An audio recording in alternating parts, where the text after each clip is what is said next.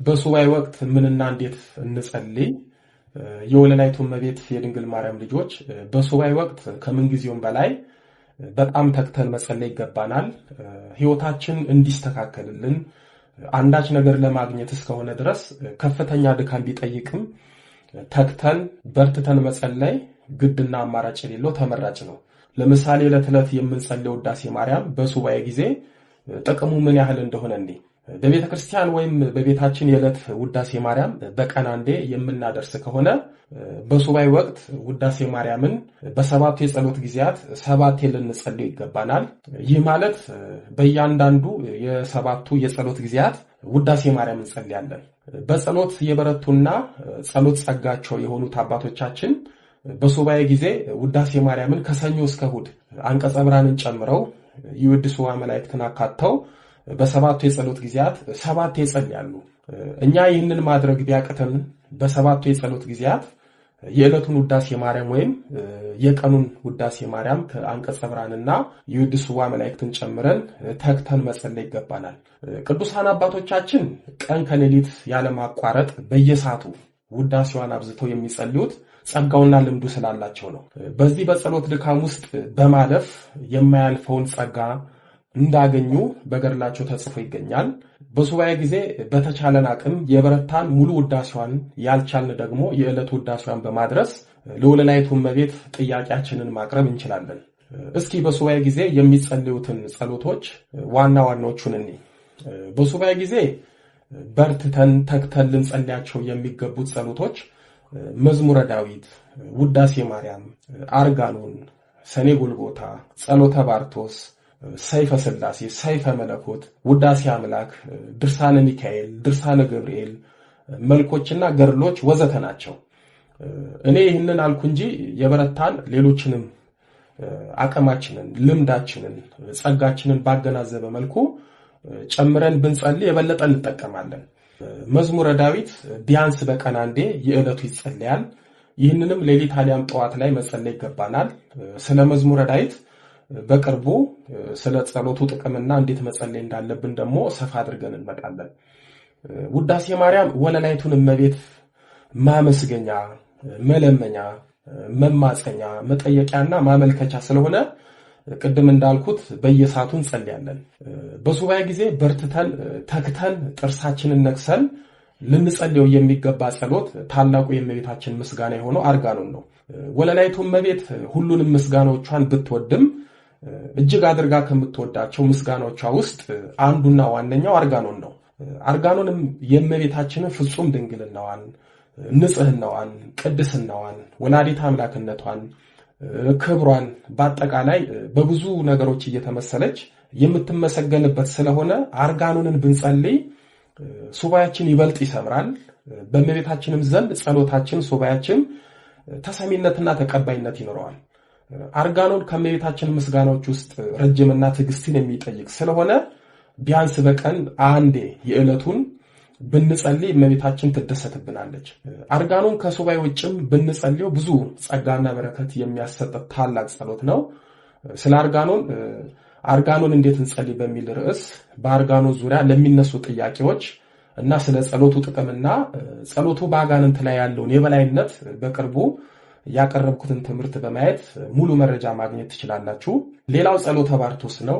ጸሎተ ባርቶስ ወለላይቱ እመቤት በመዓዛ መለኮት በጣፈጠ ጡም አንደበቷ የጸለየችው ከተወዳጅ ልጇ ቃል ኪዳን የተቀበለችበት አጋንንትን የሚያርቅ መተትና ድግምትን የሚፈታ ከደዌ የሚፈውስ የአጋንንትን መርዝ የሚያረክስ ታላቅ ጸሎት ስለሆነ በሱባኤ ጊዜና ከሱባኤ ውጪ በመደበኛው የጸሎት ህይወታችን ብናዘወትረው ብዙ ችግራችንን የሚፈታ ነው።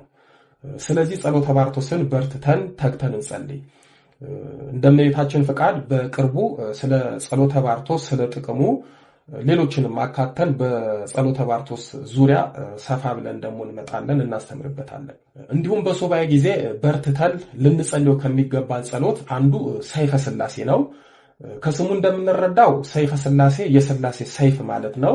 ሰይፍ ስለቱ በሁለት ወገን ስለሆነ ያገኘውን ያርዳል፣ ያወራርዳል። እንዲሁም ሰይፈ ሥላሴ በቅቡ ልብ ለሚጸልየው አጠርቅሶ ድንበር አፍርሶ በግልጽ የሚመጣውን መንፈሳዊም ሆነ ሥጋዊ ጠላትን በግልጽ ያጠፋል። ሰይፈ ሥላሴን በሱባኤ ጊዜ መጸለይ በግልጽና በስውር የሚፈታተኑን አጋንንት ያርቅልናል። ስለዚህ ቢያንስ በቀን አንዴ ሌሊት አሊያም ጠዋት መጸለይ አለብን።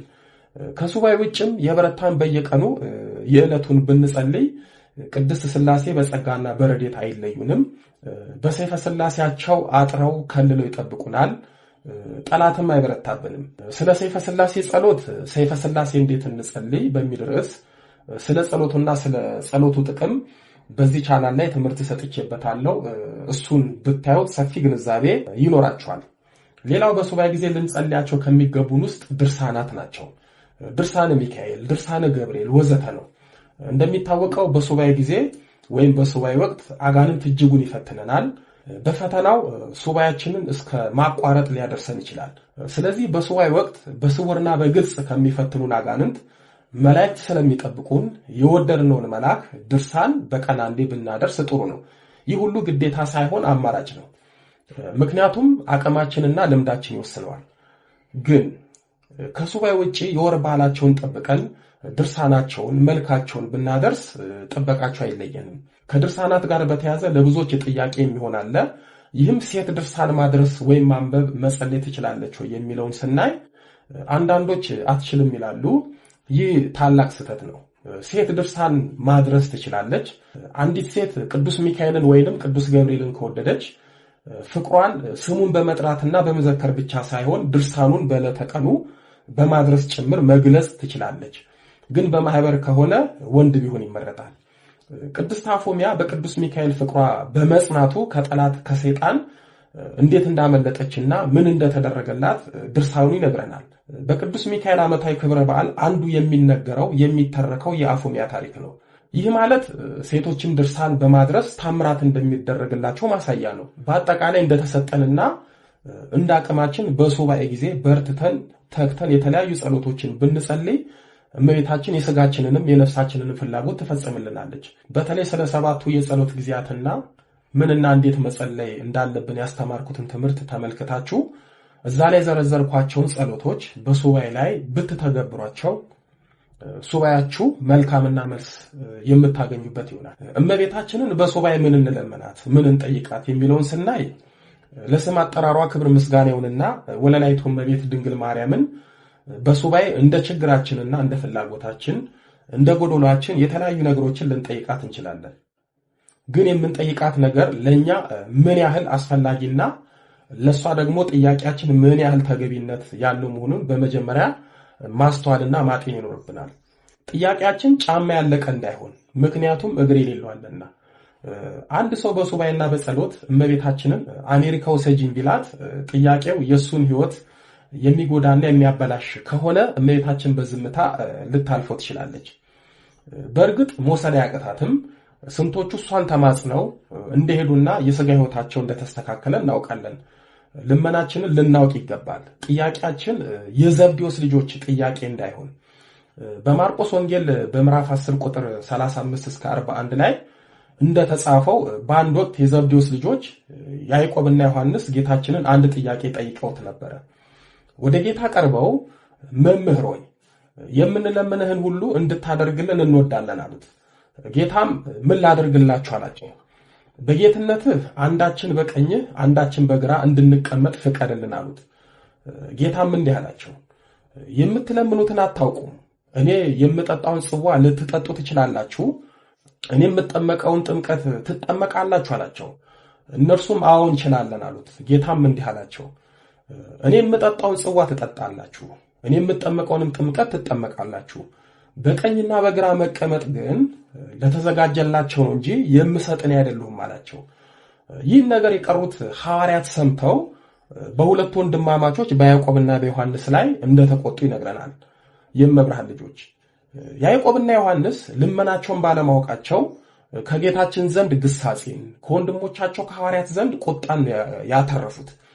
እኛም ካለማወቅ የተነሳ ልመናችን ቁጣ እንዳይሆንብን ልንጠነቀቅና የምንለምነውም ልናውቅ ይገባናል።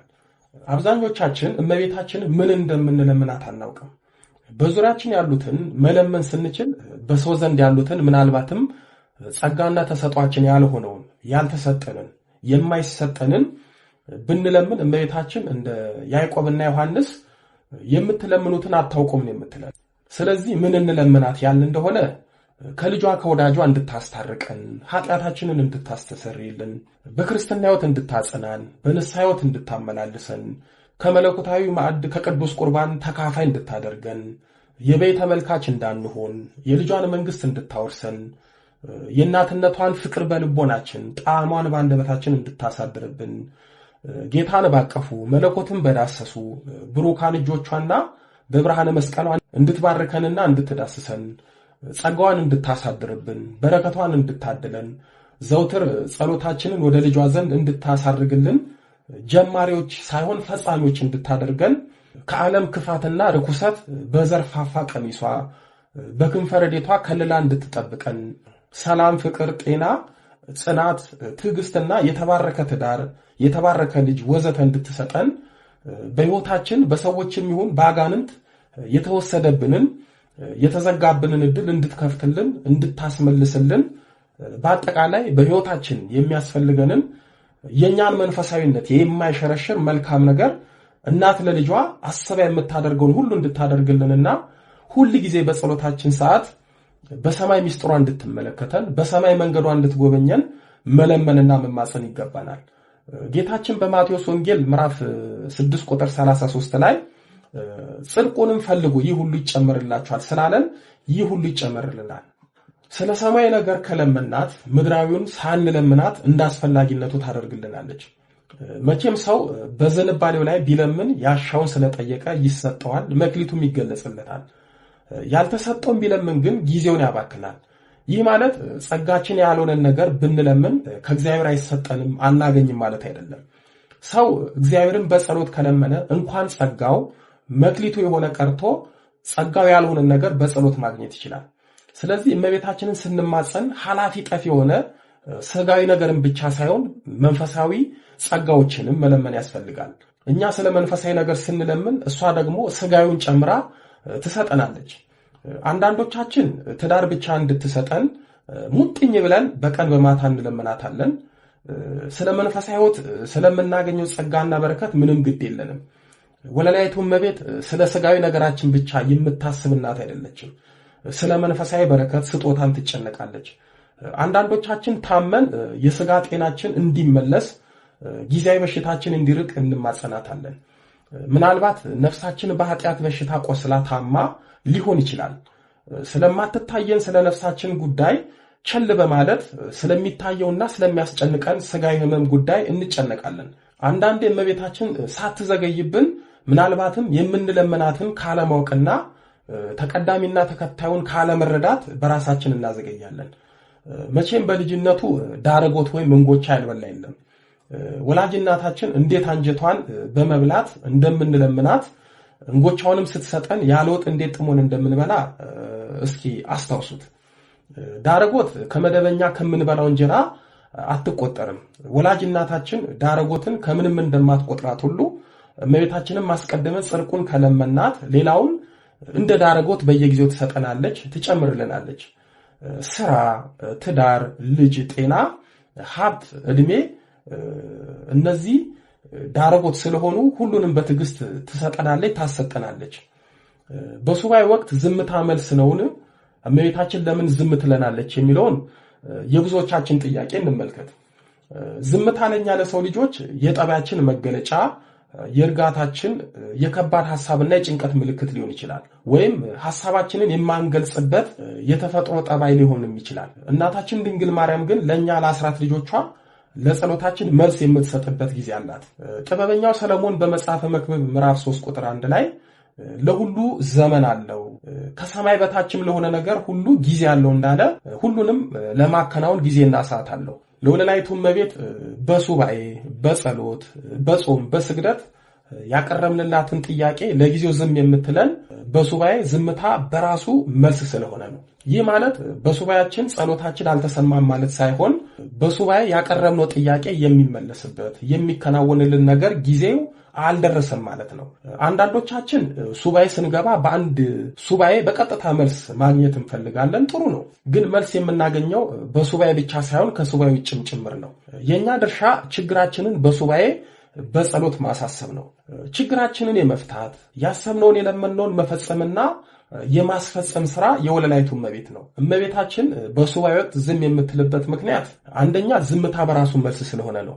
አንድ ጉዳይ ለአንድ ወዳጃችን በምንነግርበትና በምናሳስብበት ሰዓት ጉዳዩን በጥሞና በተመስጦ ካዳመጠ በኋላ መፍትሄውን ጊዜ ወስዶበት ባላሰብንበት ሰዓት ችግራችንን እንደሚያቃልል ሁሉ ወለላይቱ እመቤት ጸሎታችንን ሰምታ ግን ለኛ ያልሰማች ቢመስለንም በአንድ ወቅት በዝምታ ያለፈች የሚመስለንን ነገር በተግባር ታከናውንላለች። ለአንዳንዶቻችን በአጭር ጊዜ፣ ለሌሎቹ በታምራት በዕለቱ ታደርጋለች። ብዙ ጊዜ ሱባኤ ስንገባ የእመቤታችንን በራእይና በህልም መገለጥ መጠበቅ የለብንም።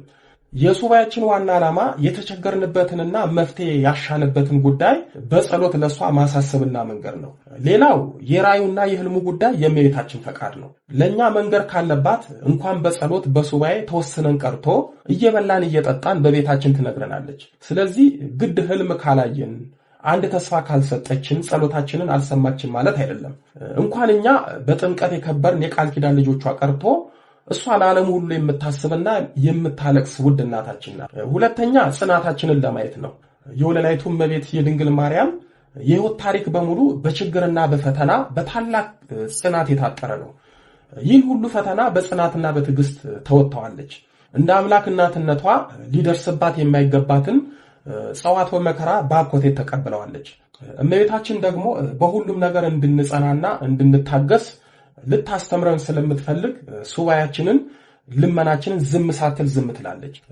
ሱባኤ አንዴ ገብተን መልስ አጥተን ተስፋ ቆርጠን ብንወጣ አልጸናልም ማለት ነው። እዚህ ጋራ ስለ እመቤታችን ባህሪ ልብ ልንል የሚገባን ነገር አለ። ወለላይቱ እመቤት ባረፈችበት ጊዜ ሐዋርያት ሊቀብሯት ይዘዋት ሲሄዱ አይሁድ በምቀኝነት የከበረውን ስጋዋን ለማቃጠል ታውፋንያ የተባለ የሮም ጠምሻ ወታደር ልከው ያረፈችበትን የአልጋዋን ሸንኮር ይዞ እንዲጥል ልከውት ነበረ። እሱም በድፍረት ከሐዋርያት ትከሻ ላይ ወለላይቱ እመቤት ያረፈችበትን የአልጋዋን ሸንኮር ይዞ እገለብጣለሁ ባለበት ሰዓት ቅዱስ ገብርኤል የታውፋንያን ሁለት እጁን በሰይፍ ነበር ያጨደው። ነፍሱ ከስጋው የተለየ የሰው በድን ክብር በሚሰጠው በአይሁድ ዘንድ ታውፋንያ በእመቤታችን የከበረ ስጋ ላይ ያደረገው ድርጊት እጅጉን ክፉ ስለነበረ የመላኩን ቁጣ ቀስቅሶ ሁለቱ እጆቹ በሰይፈ ነበልባሉ ተገምሶ ተቆርጧል። ርሪተ ልቦና እመቤታችን ግን ታውፋንያ ያደረገባትን ግፍና በደል ሳታስብ በመላኩ ቁጣ በሰይፍ የተቆረጠውን እጁን ወደ ቀደመው ቦታው እንዲመለስለት ቅዱስ ጴጥሮስን አዘዘችለት። የተቆረጠው የታውፋንያ እጅም በልጇ ቸርነትና በሷ ምልጃና ጸሎት እንደቀደመ ደህነኛ ሆኖ ተመልሶለታል።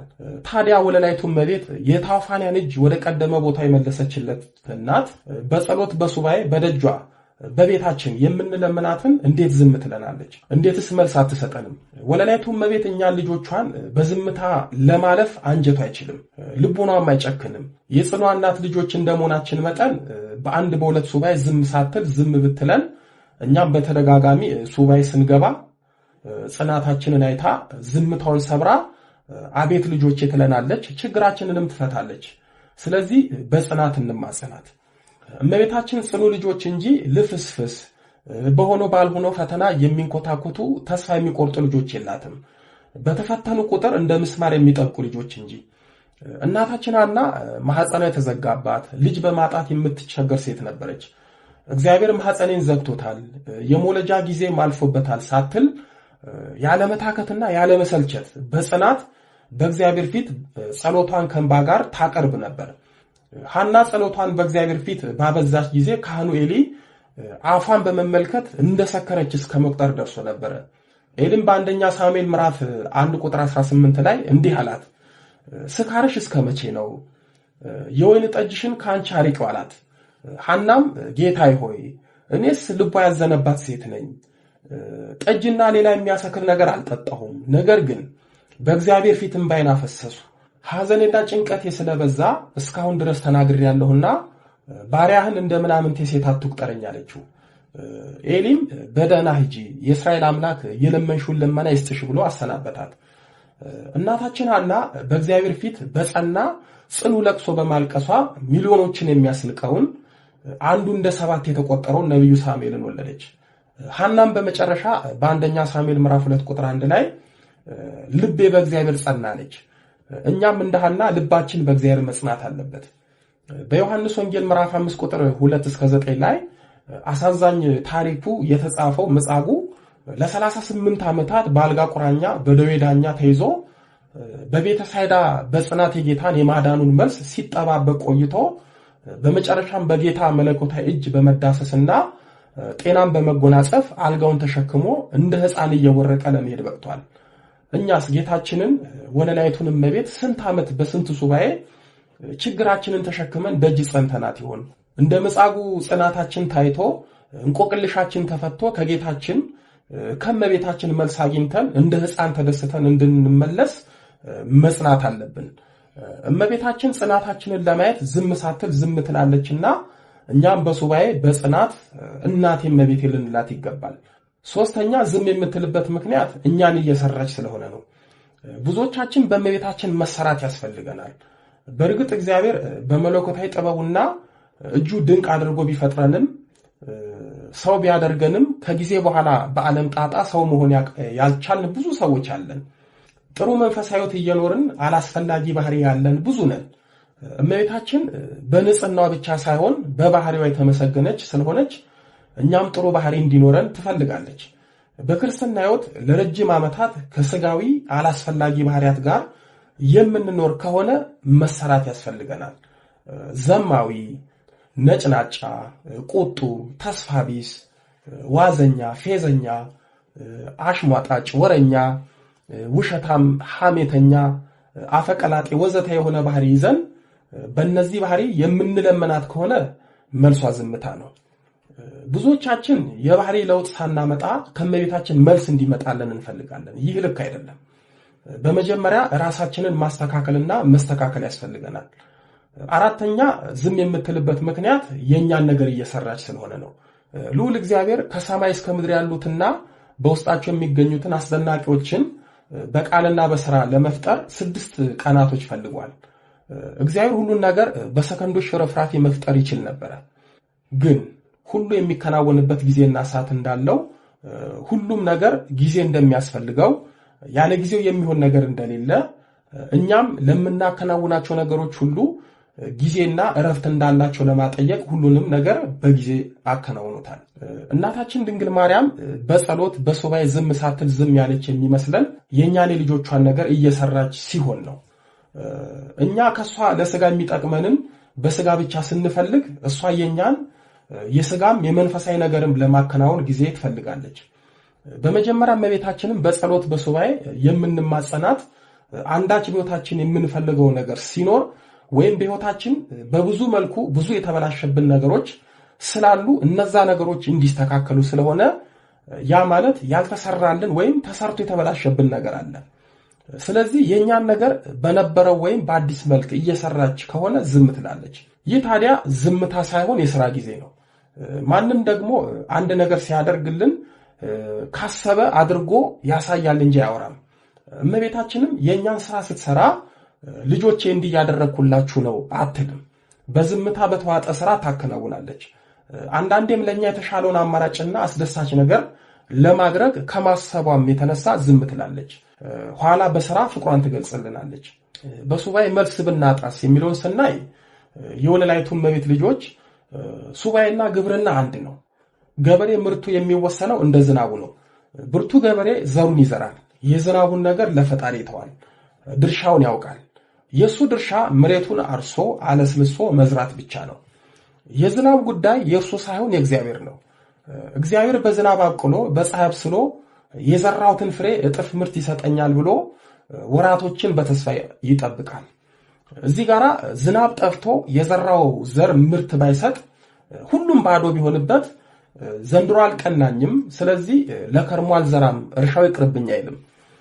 በሚመጣው የእርሻ ጊዜ ዝናቡን ተስፋ ያደርጋል እንጂ በሥራ ዓለም እንደ ገበሬ ብርቱና ተስፋው በእግዚአብሔር የጸና የለም። እንደ እርሻም ፈታኝና ትዕግስትን የሚጠይቅ ሥራ የለም። ከጸሎትም እንደ ሱባኤ ጸሎት ብርቱና ፈታኝ የለም። ዛሬ ሰውን ማመን ባቃተበትና ሰው ለሰው አንድ ነገር አደራ ቢሰጠው በማይመልስበት ዘመን የዋሁ ገበሬ መሬትን አምኗት የሰጣትን ዘር በእጥፍ ትመልስልኛለች ብሎ ወራቶችን በትዕግስት መጠበቁ ይገርማል። ገበሬ ከሰው ይልቅ መሬትን ያምናታል። የረጅም ዓመታት ታማኝ ወዳጁ ናትና አንዳንዴ የሰጣትን አደራ ብትበላ አይቀየማትም፣ በሌላ ጊዜ እንደምትክሰው ያውቃልና። እኛም ሱባኤ ስንገባ የእመቤታችንና የእኛን ድርሻ ልናውቅ ይገባል። የእኛ ድርሻ በሱባኤ ጸሎታችንን መዝራት ነው። በዘንድሮ ሱባኤ መልስ ብናጣ በሚመጣው ተስፋ ሳንቆርጥ ሱባኤ መያዝ አለብን። 2-3 ሱባኤ ገብተን መልስ ብናጣ ምን እናድርግ? ብዙ ሰዎች ከአንድም 2-3 ሱባኤ ይገባሉ፣ መልስም ያጣሉ። ይህ የሚሆነው አንደኛ ሱባኤ ስንገባ አስቀድመን ንስሐ ስለማንገባ ነው። በዚህ ጉዳይ በክፍል 4 በደንብ እመጣበታለሁ። ሁለተኛ የሱባኤ ስርዓትን ካለማወቅ ነው። ከሚበላው እስከሚጸልየው ስለማናውቅ በመሰለን ሱባኤ ገብተን ስለምንጸልይ ነው። ሶስተኛው እግዚአብሔር የሱባኤያችንን ትዕግስት እንደሚፈትን ስለማናውቅ ነው። አራተኛ ከእግዚአብሔርና ከእመቤታችን የሚደረግልን ነገር እኛ በፈለግነው ሳይሆን እነሱ በፈለጉት ጊዜ እንደሚያደርጉልን ስለማናውቅ ነው። ይህ ማለት ሁሉም ነገር በጊዜው ጊዜ መሆኑን ስለማንረዳ ነው። በተደጋጋሚ ሱባኤ ገብተን መልስ ስናጣ የምናስበው በትዕግስት እየተፈተንን ሳይሆን እግዚአብሔር ጸሎታችንን ያልሰማን ስለሚመስለን ነው። በአንድ ወቅት የገድል አርበኛ ጻድቁ አባታችን አቡነ ኪሮስ በደብረ ባሳት ገዳም የሚኖሩ መነኮሳት እሳቸውን በቅናት በድንጋይ ወግረው ለመግደል ሲሉ ጌታችን በመብረቅ ሰረገላ ከመሃላቸው ነጥቆ ሰወራቸው። መነኮሳቱ አቡነ ኪሮስን በድንጋይ እንውገር በማለታቸውና በሌላም ክፉ ስራቸው ምክንያት ጌታችን አዝኖባቸው ከጽር በመጡ አረማውያን በሰይፍ ተገደሉ። መላእክተ ጽልመትም እየተሯሯጡ ነፍሳቸውን ወደ ሲኦል ሲወስዱና ሲጫወቱባቸው አቡነ ኪሮስ በጸጋዩ። አቡነ ኪሮስ ጌታ ስለተበቀለላቸው የሞቱትንና በመላእክተ ጽልመት የሚሰቃዩትን ከ700 በላይ የሆኑትን የመነኮሳትን ነፍስ አይተው በእውነት ተገባቸው አሉ። እኛ ብንሆን ክፉ ያለብንን የተገዳደረንን ሰው ጌታ አንድ ነገር ቢያደርግልን ቢገድልልን ደስታችን ነው። ይገባዋል እኔን እንዲህ በማድረጉ ነው እንዲሆኑ ብለን ከማዘን ይልቅ በጠላታችን ውድቀትና ሞት እንደሰታለን። የቅዱሳንና የኛ ልዩነቴ ነው። እኛ በእኛ ምክንያት ፈጣሪ በቀጣው ሰው ስንደሰት፣ ቅዱሳን ደግሞ በእነሱ ምክንያት በእግዚአብሔር በተቀጣ ሰው ያዝናሉ፣ ምሕረት ይለምናሉ።